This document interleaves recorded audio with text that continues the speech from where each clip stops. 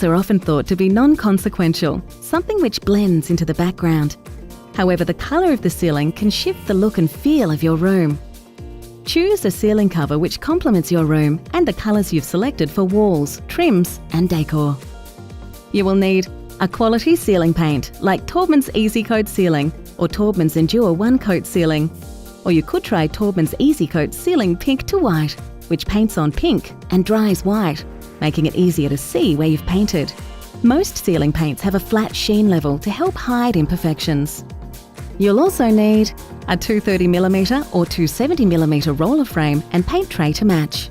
A 22mm nap roller cover is ideal for ceilings for a smoother finish. And a pole.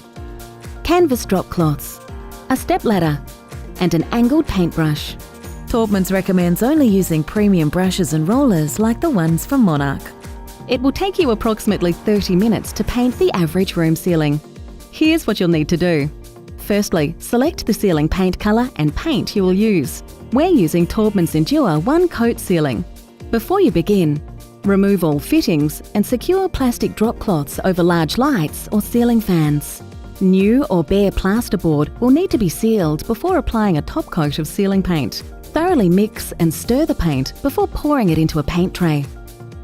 Begin with cornices and follow the same cutting in and rolling process you would when painting a wall. Watch the How to Paint a Wall video in this series for more tips.